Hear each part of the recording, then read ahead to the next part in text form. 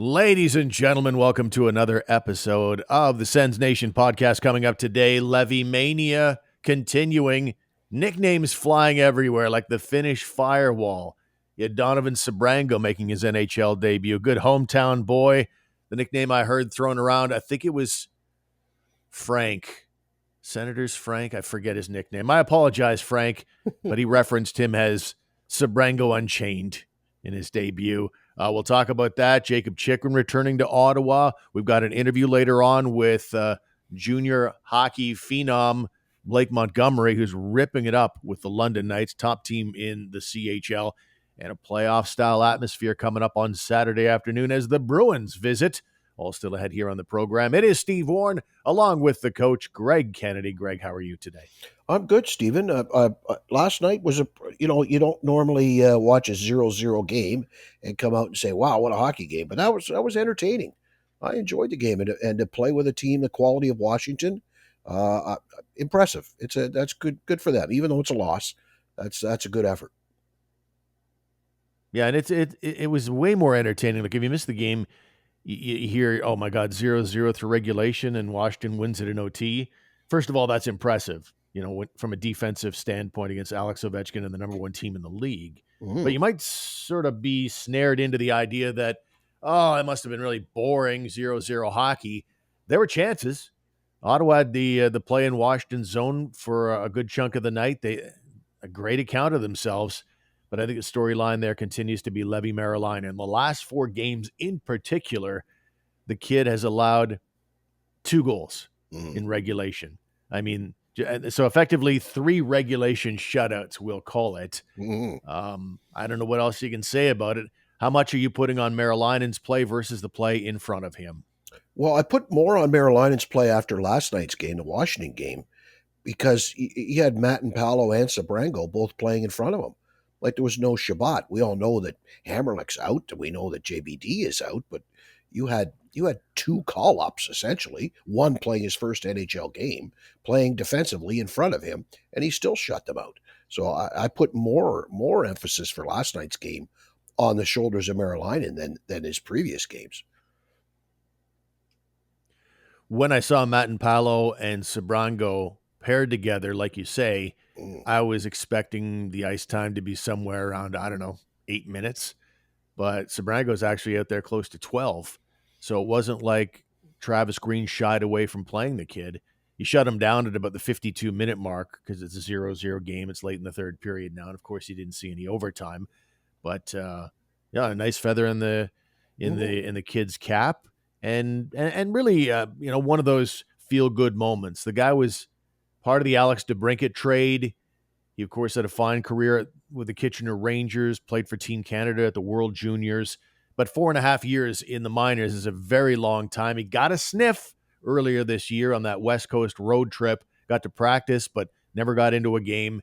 It's always nice to see a guy get their NHL debut. And, you've dealt in your whole life, like decades of coaching.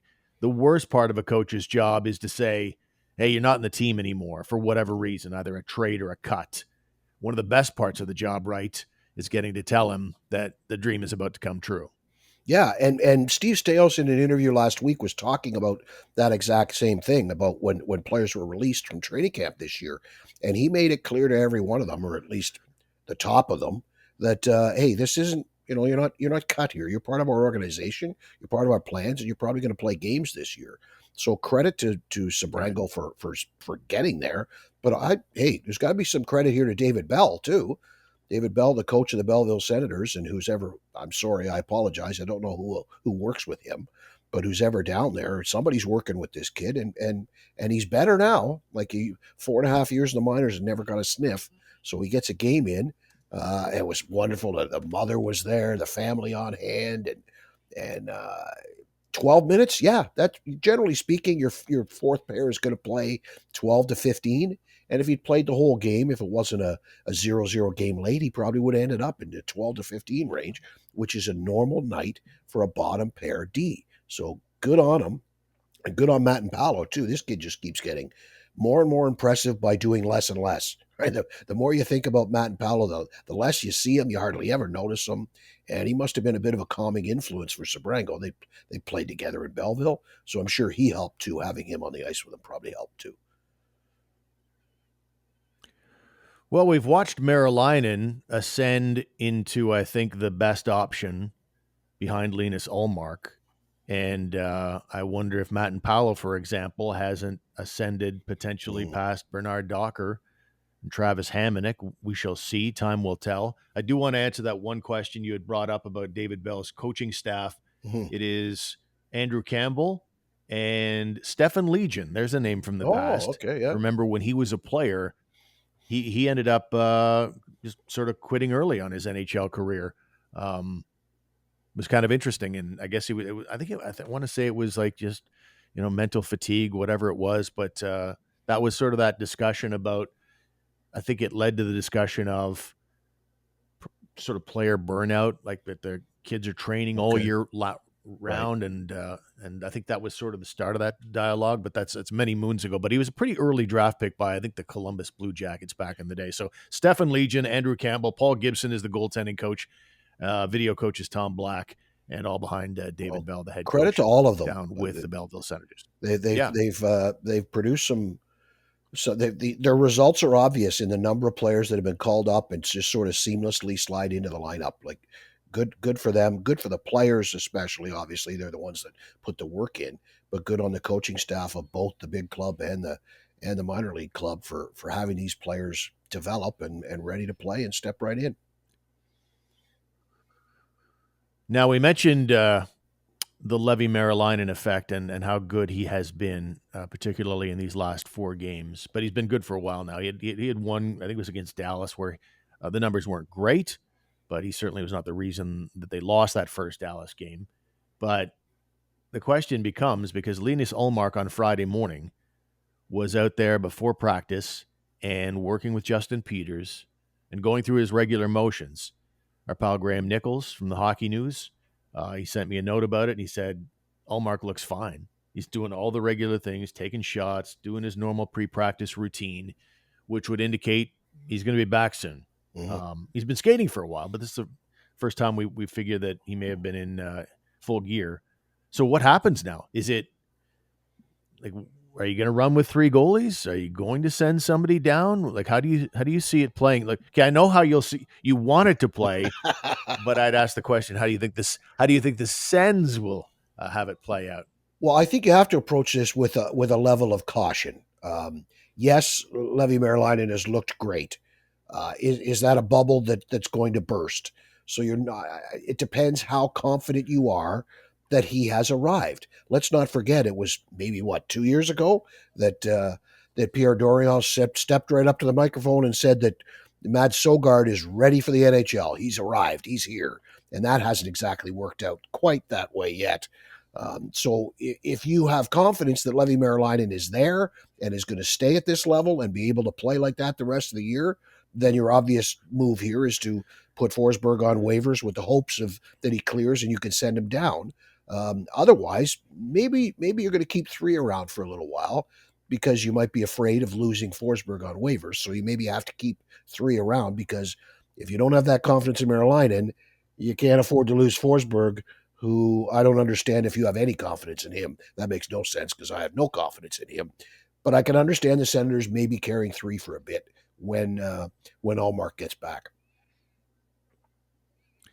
If things have thinned out a little even as well. Not that I think Mads Søgaard was going to be part of the solution here in any time soon. I'm not saying that I want him gone or anything, but he still needs way more time in the minors before he's NHL ready, in my opinion. But he got hurt again, and he's going to be out for a while, right. According to David Bell. So that's not an option as we're discussing this. But yeah, I mean, I at some stage, you know, maybe injuries force you to do something. Maybe you can ride with 3. I do think what I think I would do would be to roll with Merilainen because I think there's a chance he can be excellent for them for the stretch run here, even if that means that they end up losing Forsberg. But I would roll with 3 for a bit and just kind of see how things go. And it'll change the dynamic too when Ullmark returns and starts playing a bunch of games. Who knows what that will do with Merilainen? Maybe Merilainen's, for whatever reason, in a great mental space with these specific circumstances where he doesn't have to worry about Ullmark at the moment, and he's certainly surpassed Forsberg. But maybe when Ullmark comes back and Merilainen's the for sure number 2 guy, maybe he's not the same goalie when he starts playing every 10 days. So yeah, I might want to look at that. Keep all 3 around for just a little while longer. But I sure like what I've seen, and it gave me a 2015 vibe when Craig Anderson was ready to return to the lineup in the middle of Andrew Hammond, the Hamburglar, playing out of his mind that year. That's kind of how this feels as Linus Ullmark prepares to return to the lineup here. Well, yeah, and the other thing to consider, of course, is the schedule. Let's not lose sight of that. How many back-to-backs are there? What kind of gaps are there? You can paper Merilainen up and down. Like, you can send him down and call him back up for 2 and 3 days at a time if that's the case. Like, if you make a choice that Ullmark is back and he's healthy and he's going to play the next game and Forsberg's going to back him up, then okay, send Merilainen down for a couple days on paper, right? He doesn't even have to leave town. So that'll factor into it. Back-to-backs will factor into it. The time of day of the game, who plays better in an afternoon game versus an evening game. So you want to map the whole thing out. Yeah. But I think we're both in agreement that the safe play is to keep 3 here. Of course, all of this is assuming Ullmark's coming back quickly. Like, for all we know, he's still 2 weeks away. But if he's coming back fairly soon, then yeah, it's a 3 goalie situation until you're comfortable with everybody. Yeah. Yeah, it's one thing to be, going through your regular motions. It's how do you feel after? But it's a good sign. It's a really good sign that he was in a full workout, not at regular practice, but out there with the full gear on and doing his thing. That's a very good sign. All right, let's go to this. Jakob Chychrun back in the lineup. Not back in the lineup, but back in Ottawa. Right. He was traded on July 1st, of course, in what I really think is a classic win-win trade.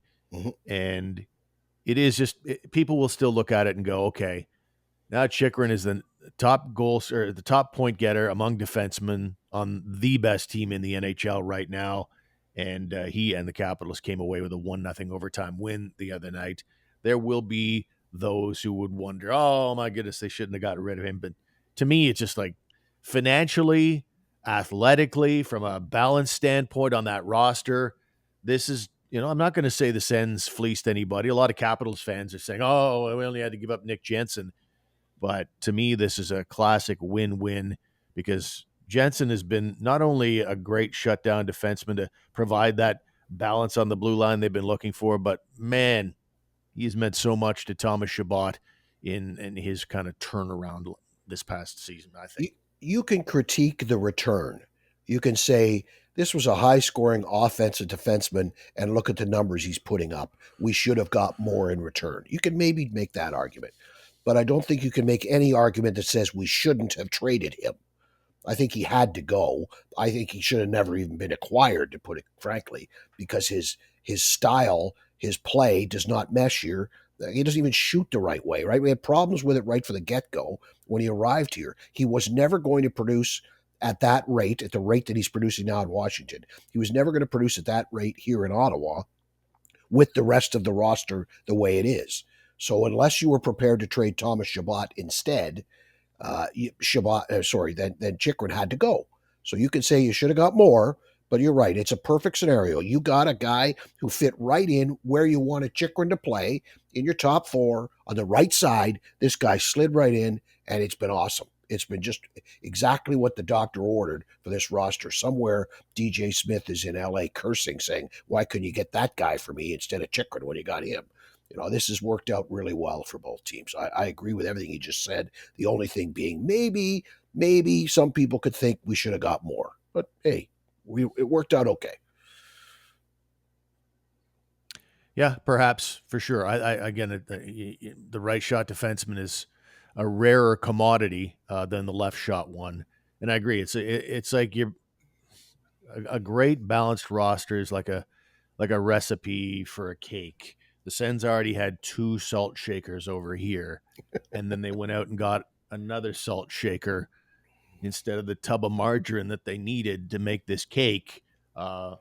Pierre Dorion went out and got more salt in Chychrun. So, it clearly was just too much of what they already had.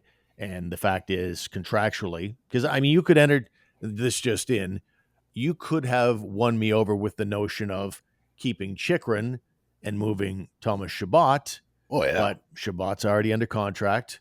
But they had three defensemen that were pretty much the same in ways, and it's just an easier trade to make with a guy who's in the final year of his contract. And I would argue that even if Chychrun hadn't, at the year-end media availability last year, come out and said he hadn't really thought about re-signing long-term with the Sens, still a year out, I get that. But everybody, including myself, took that to mean, okay, you're not that excited about re-signing here, because otherwise you'd be saying, I hope so, or something. But that got everybody on that jag. But even if he hadn't said that, maybe he had said, oh, I really want to sign here. It's sort of my pseudo hometown. I really want to be here. You still might have had to make the move anyway, because Chabot's contract at this time last year was not movable. Might be now, but wasn't then. And Jake Sanderson's the future. And he seems to be getting back on track here, by the way. Had like 33 minutes the other night after Chabot took a puck in the mouth. So in all likelihood, this was going to happen anyway. They identified they needed rebalancing, and this was the smartest, easiest play to make. Right. So, like I said, you could argue the cost, because you did throw in a third rounder, right? So who knows? We'll see. A 2026 third rounder, which was a little unusual, but we have to wait on that return just a little bit longer. I know this isn't on your list of discussion for today, but did somebody listed all of the draft picks that were traded away by Mr. Dorion? And would you be interested in hearing that, Steve? I found it somewhere on the internet. Oh yeah. Where did I find this? Okay. Here it is. All right. 2022 7th overall, 2022 second rounder, 2022 third rounder, 2023 first, which turned out to be 12th overall, 2023 second, 2023 third, 2024 third, 2026 second. All that was for DeBrincat and Chychrun and to get rid of Zaitsev and Matt Murray. You gave up all of that. Wow. Well, I mean, you can make the argument that Pierre Dorion put his headspace about this team into win now mode. Yes.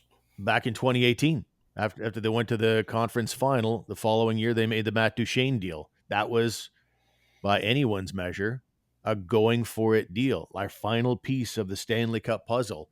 And he made a number of those similar ones. Okay, we're ready now. We just need this piece. We just need this piece. Mm-hmm. And now the cupboard, unfortunately, isn't particularly full. We've got Carter Yakimchuk. There are a number of other guys, and we'll talk about that in a second here. But one of those guys is the aforementioned Blake Montgomery of the London Knights, and he has gone pretty much bonkers in OHL scoring. He's on the number one team in Canada, the London Knights, and he is their top goal scorer with, get this, 17 goals in 23 games. The 17 goals would be pretty impressive, and then you realize, oh yeah, he missed the first 16 Knights games because he was in the USHL playing with the Lincoln Stars. Didn't work out there for various reasons, and with the new eligibility rules in the NCAA where he can go to the OHL, and the Knights owned his rights, without ruining his NCAA eligibility, because he is going to Wisconsin this fall. He said, yeah, going to make that move where my brother played last year, or a couple of years ago. I'm not sure it was last year. Anyway, recently played for the London Knights. Anyway, long story short, let's hear from Blake Montgomery. I had a chance to sit down with him this week. Why do you think things are clicking so well for you personally right now? I'd say I've always had that kind of offensive drive, to create plays and, production for myself. And, I feel like coming from teams I played on before, I feel like a lot of that was coming from myself and, being on a team this good, playing with guys like O'Reilly and Barkey, like they're finding me, they're hitting me in certain spots and I'm just getting even more chances to score. So I feel like just more production is coming out of it. Yeah. So you're deferring to your line mates. Like, is there anything particular you like about your game specifically right now? Just a lot of confidence. Like I feel like almost if I get a good chance, I feel like I know I'm going to put it in. Shots are coming off quick, and it's a lot of fun. It's just having a lot of fun. Yeah, that's great. So are there any NHL players that you look up to or maybe pattern your game after? No, but a player that I did watch a lot during his junior days was Quinn Byfield. Somewhere tall, rangy, quick guy, heavy shot, uses his body well. So I feel like I can emulate a lot out of his game. So why is this London team? You mentioned a few of the players, so that's part of the answer, I'm sure. But why is this London Knights team so good, like number one in the nation right now?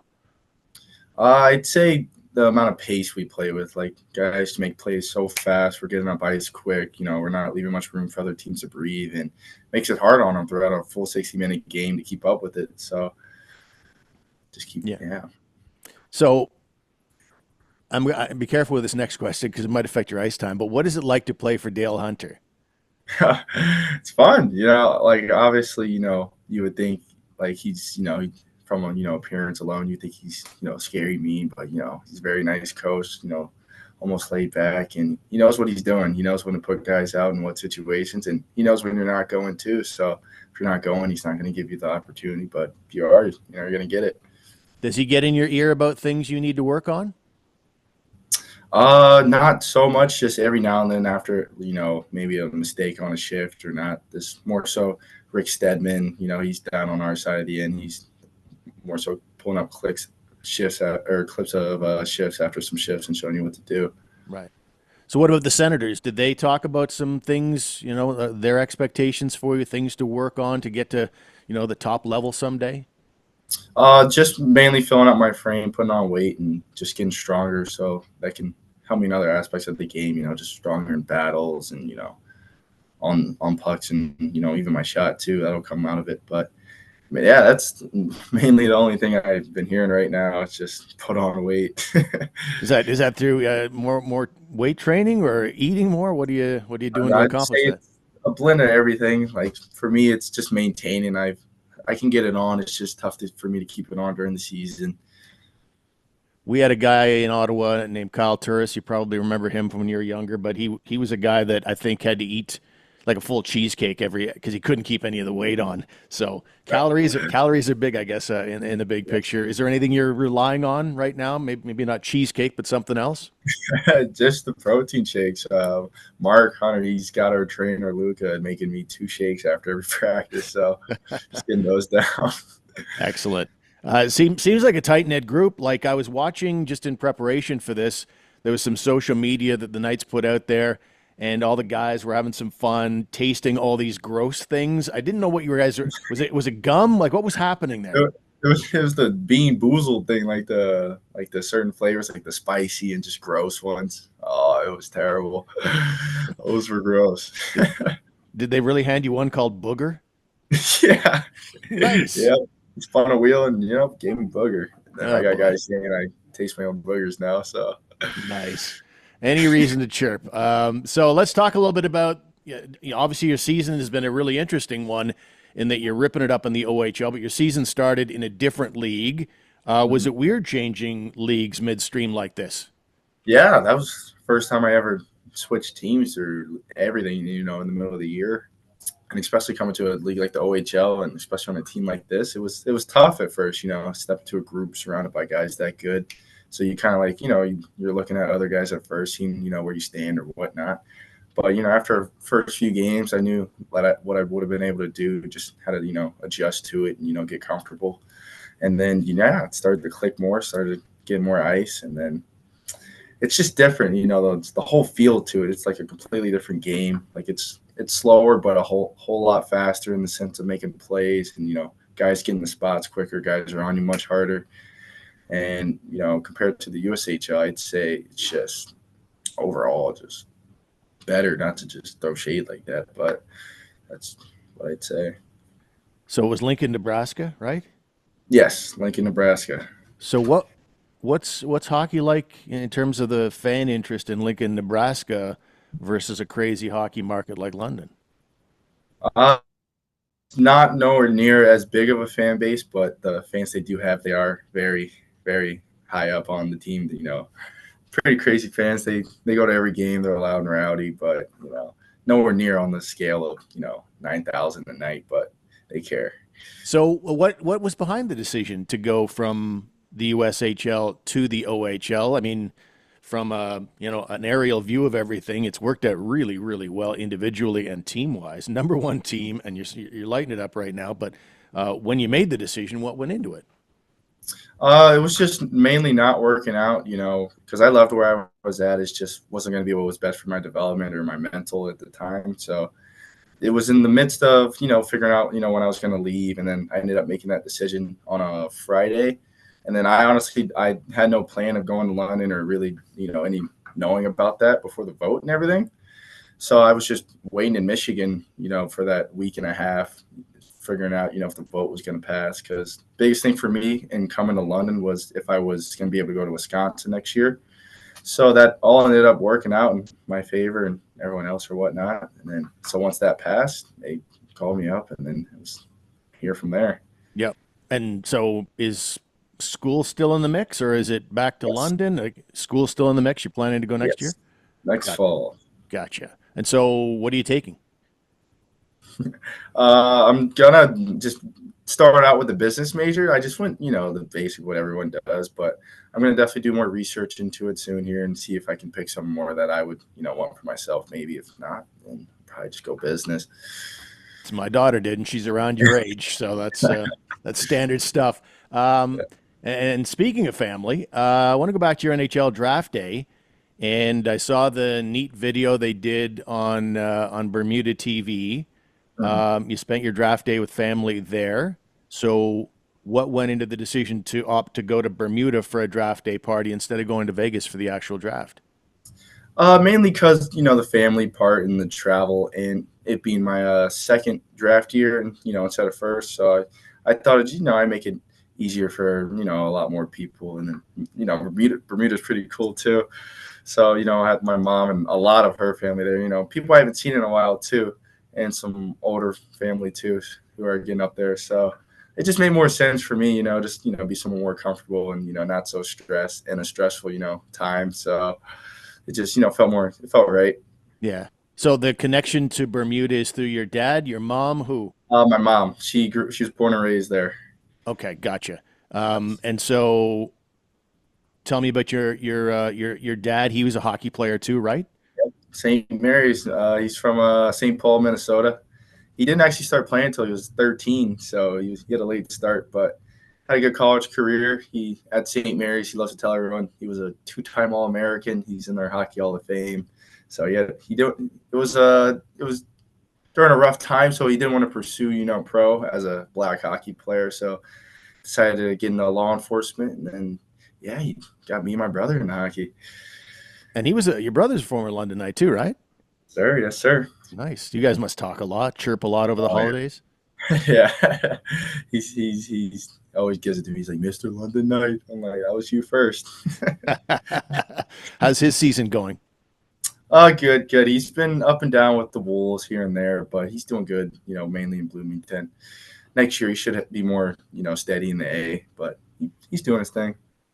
Your dad still coaching you, even though you've got a pretty good one in Dale Hunter? Oh, yeah. Just unofficially, unofficially. Yeah, of course. I'm sure he'll never stop doing that. He's always got tips, in his texts and, clips and all that. But he loves it. One of our biggest fans, him and my mom. So let me ask you about about a week after draft day, you had a great time in Bermuda. And then you had the draft day, the Sens Prospects Camp. What do you remember about Sens Prospect Camp and how that experience was? Mainly just how good the staff is, top to bottom. Everyone's taken care of. Even just the cleaning crew, they got clothes. We all got backpacks and shoes. Everyone did. People driving vans, they got shoes. Everyone got kids. Everyone's so nice, and it wasn't what's the word I don't want to say serious because it's serious, but intimidating or scary. It's come here, show what you got. They want it to be a very welcoming environment, and it made it fun. For especially me being my first time in an NHL environment like that. It's pretty nerve wracking. So for it to be that, welcoming and, nice, it was good. Were the nights that welcoming too? Like your Knights Oh, yeah, teammates, of course. the first day you got there was like early November. They were already in mid-season form, and then the new guy comes in. And did they take you under their wing? Oh yeah, I came for a game actually they were playing Battalion, and I came in. I got here around the third period, so they brought me down to the locker room, and then they were just blasting music. Everyone having a good time, and then they all started dapping me up and then introducing and stuff. So it was good. That was after a win, so it made it easy. Yeah, that's great. So I want to ask you about in season here. Like, how often do the Sens connect with you during the season? Or do they just kind of leave you to your own devices? Oh yeah, I'm getting some in-season workouts from Jeremy, and then they got me talking to the nutritionist Heidi here soon. And then they have a player development person, Andrew Gordon. So he'll like every few weeks or so, he got some clips to go over and just clean up some stuff. But they're very in contact, which is very good. Good stuff. And so any goals for right now you're doing it all, but what are your goals for the rest of the season? I assume a Memorial Cup would look nice on the old resume. Yeah, obviously winning, just that's everyone's goal. And then just for me, just staying consistent throughout the year, no matter what's going on or, the circumstance, just playing my game no matter what. Very good. Well, I appreciate this. This is fantastic. I really wish you all the best of luck in the second half of the season, and thanks so much for being with us. Thank you, and of course. Up on the housetop. Oh, hey. It's Steve here for Celebrate. I'm just putting on my old school Christmas lights with these obnoxious little plastic clips in minus 30-degree temperature at the top of this ladder 12 feet off the ground. No, I'm not doing any of that anymore. No, sir. Celebrate.ca. I urge you to check them out today. Celebrate is your permanent holiday lighting solution. So many options. St. Paddy's Day green, Team Canada red and white, orange for Halloween, and the beautiful colors of Christmas. And Celebrate is all controlled from your smartphone. And Celebrate's installers were absolutely fantastic and professional. I urge you to check them out today. Celebrate.ca. It's a wobbly ladder.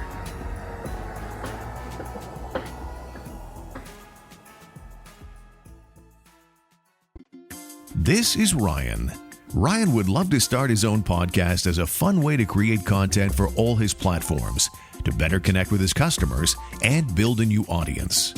But Ryan isn't great with technology, and he has a lot of questions. What's the easiest way to record a high-quality podcast? Does he need to travel to a studio? What equipment will he need? How does he get his podcast online? What if he has an out-of-town guest?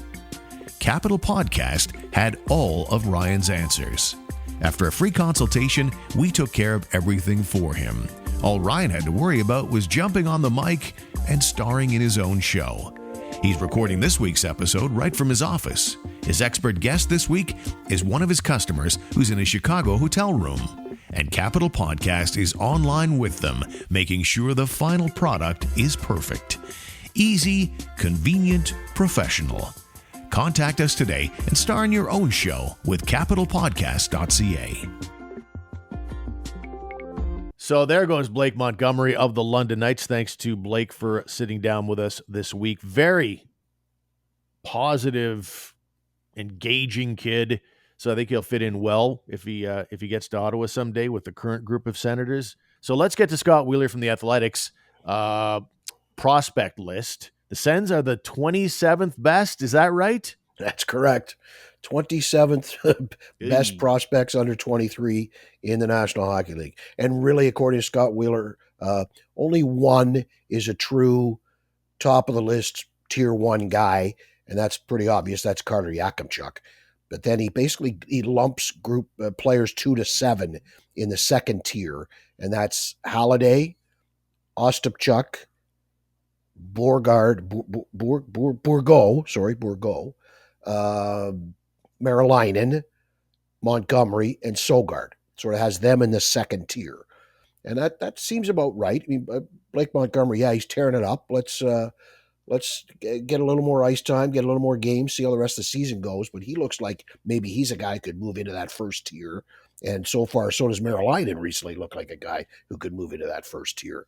But the rest of the prospect pool is not that strong as far as people who are going to contribute in a top 6 or a top 4D role, which makes sense, I guess, right? Yep. Yep. Yeah, he wrote this probably, not in the last week and a half. Oh, no, actually, he Merilainen would did. That seem was to the be a interesting guy that, thing, Steve. Somebody wrote in the comments, like, I'm sure this was in the can really early, and you missed out the last week of Merilainen's play, and he hadn't. It came out. He checked on it within the last 3 days before it came out, and said, "No, I've seen him play in the last couple games, and this is where I think he fits at this time." Okay, remember, at this time. Like he's like everybody else, some more consistency for a longer stretch, and then the guy can jump up. well, I guess, but I don't know. I mean, you're in live fire NHL regular season action with a team that's fighting for its playoff life, and you're doing what Merilainen is doing. What greater harbinger of True future excellence do you want than that versus Jakob Chychrun, who had some good games in the preseason? Maybe that'll equate to what Merilainen is doing right now, which is being a dominant force right now in regular season action when it means something. No, that's with all due respect, Scott, that's the easiest evaluation in the world. Everybody else you're evaluating there, with the exception of maybe Ostapchuk, you're evaluating them in the minors, you're evaluating them in junior. You're seeing it live fire, what this kid can do in the National Hockey League, which is the idea of the evaluation. What will he be someday in the NHL? Well, he's here in the NHL doing it. Not saying he's guaranteed to continue doing it, correct. but I don't know why you wouldn't have him in the upper echelon the way that Merilainen is going right now. Just my 2 cents on it. But one guy is not there. Is their 2021 10th overall draft pick, Tyler Boucher, injured again. I mentioned that Mads Søgaard got hurt again. So did Tyler Boucher. David Bellis, head coach, in the interview that he did with David Foote with Belleville Senators Entertainment Network, he took great care to say again and again, this could happen to anyone on this play. Don't care what your injury history is. You would have been hurt on this play, but you just got to feel badly for the kid. I mean, who knows what he is? So I don't blame Scott for leaving him off, because it's starting to look like we're never going to get to see what he's capable of or how he might develop, because he just gets continually frozen in time as development goes because of the injuries. Yeah, I was surprised that he didn't show up somewhere. There are 15 players listed, and basically at the end he did not. Thomas Hamara did not make the list either, and he's been signed already. 20-year-old defenseman, of course, playing with Brantford now, who was in Kitchener for the last couple of years. But he says that Boucher and Hamara and Eric Wallenius could easily sub in and be in that fourth tier, somewhere between 11 and 15 or 12 and 15, right? So down there, he's got Oscar Peterson, Javon Moore, Theo Wahlberg, and Gabriel Eliasson. They're sort of the bottom 4 guys in the top 15 that he's listed. But yeah, I at what point, if you're Tyler Boucher, at what point do you just give up? Okay, you've given it a shot. You've done your damnedest. You've worked through everything. At what point does he just say, all right, to hell with it. I'm done. Time to go, I don't know, work construction. Well, I think that you're dealing with, I don't know the kid at all. And he must be discouraged. I recall we talked to him at rookie camp this year, and if cringes could make noises, his would have when he was asked for the 1,000th time, how's your health? You think you'll stay in, and all that stuff. He doesn't want to talk about it. He doesn't want to think about it. He wants to put it behind him. But again, it resurfaces here. And again, David Bell said this leg injury will keep him out for a while. But I just feel badly for the kid. And I do think, though, that if you love hockey and you love playing hockey, like, I just think I'm very deep into middle age, as you know, Greg, but I'm still out there playing beer league hockey, because I just love just skating around and playing and being around the fellas, and just There's something about the culture of it I can't let go of. And my God, if anybody had ever offered me $70,000 to just play hockey or whatever, I'm not sure what Boucher's deal is in the minors, but it's probably in that vicinity. I don't know, but I'd do that for as long as someone was willing to pay me that. Just that, but I don't know where Boucher's head's at. But it is discouraging. I understand, but I also think that there's a good chance that if he loves the game the way he probably does, that he'll stick with it as long as he can.